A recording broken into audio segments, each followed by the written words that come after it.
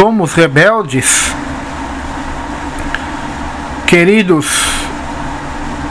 e amados irmãos, o texto que eu gostaria de usar como base dessa mensagem é Atos 17, Atos dos Apóstolos, capítulo 17, versículo de número 10 e 11. Diz assim: E logo os irmãos enviaram de noite Paulo e Silas a Bereia. E eles, chegando lá, foram à sinagoga dos judeus. Ora, estes foram mais nobres do que os que estavam em Tessalônica, porque de bom grado receberam a palavra, examinando cada dia nas Escrituras se estas coisas eram assim, de fato. Queridos e amados irmãos, somos rebeldes? O porquê desse tema? Porque, irmãos, no evangelho moderno, no cristianismo moderno em que estamos vivendo, em que estamos inseridos, se nós termos a mesma atitude que teve os cristãos de Bereia, ou os irmãos lá de Bereia, se nós tivermos essa mesma atitude que teve estes homens de Bereia, que foram por Paulo chamados de nobres, hoje na igreja nós não seremos mais chamados de nobres, mas seremos chamados de rebeldes, de hereges, de desobedientes, de endemoniados, de divisores de igreja. Tudo porque nós vamos fazer o que eles estão fazendo aqui, ouvindo as pregações dos pastores, dos líderes de hoje e examinando cada dia nas Escrituras se estas coisas são de fato assim.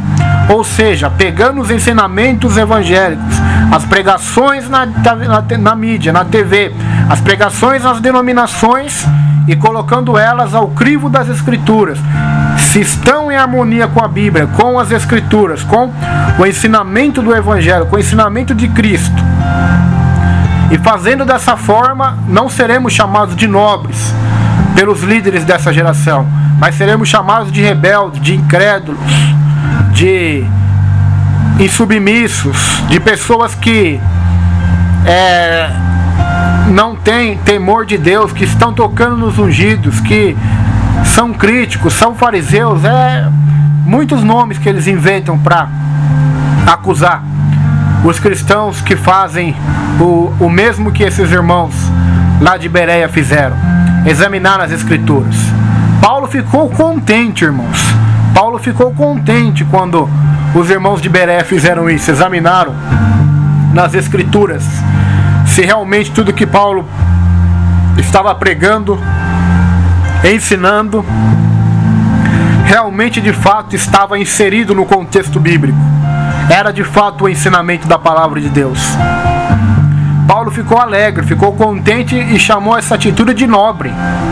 Diferente dos líderes de hoje, dos lobos devoradores, dos cães gulosos, que chamam de rebeldes, que chamam de insubmissos, de incrédulos e de vários outros nomes, só porque os cristãos ou os ouvintes dos sermões, das mensagens, das pregações ou palestras os contestam, os colocam na parede, porque veem que o que eles estão pregando não é aquilo que está sendo ensinado na Bíblia.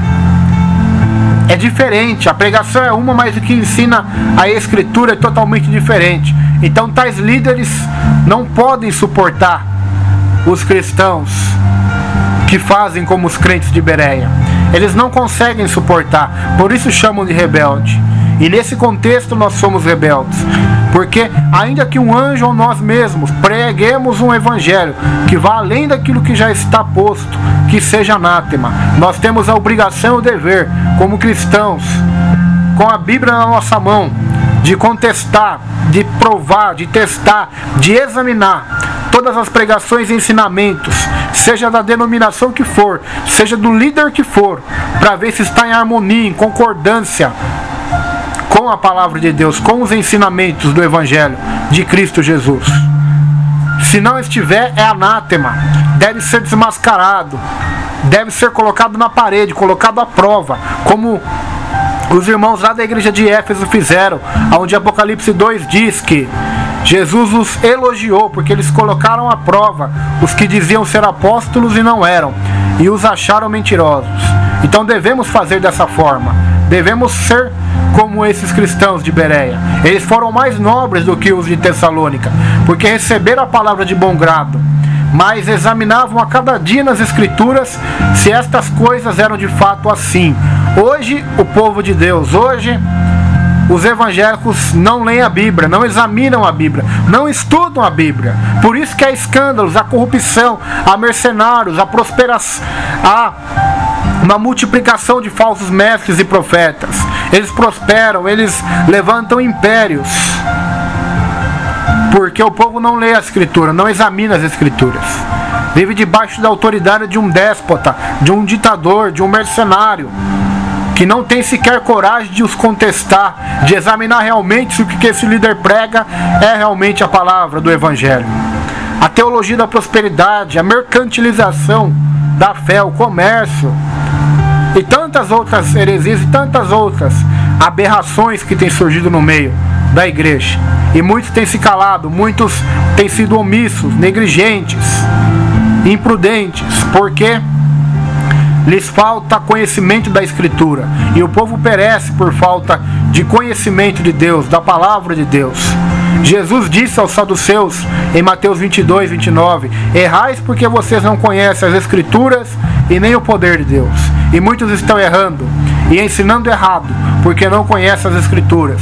E muitos estão aprendendo errado, continuando ensinando errado porque não conhecem as Escrituras, não examinam as Escrituras. Eu tenho a certeza, meu irmão, minha irmã, se você examinar a Bíblia, ler mais a Bíblia, você vai ver que a grande maioria hoje que se diz evangélica não passam de apóstatas, de mentirosos, de desviados. São tão desviados do Evangelho quanto os católicos, são tão idólatras quanto os católicos, são tão feiticeiros, macumbeiros quanto os macumbeiros propriamente dito, porque creem em tantos objetos ungidos, em tantas simpatias ungidas, amuletos, que não tem diferença nenhuma para a macumba. Então que Deus possa abrir os nossos olhos e examinarmos as Escrituras, lermos ela, estudá-la e analisar tudo que é pregado, por quem quer que seja, para ver se realmente as coisas eram de fato assim. Que Deus te ilumine, te dê discernimento. Acautelai-vos para que ninguém vos engane. Vigiem e examinem a Bíblia. Deus abençoe os irmãos em nome de Jesus.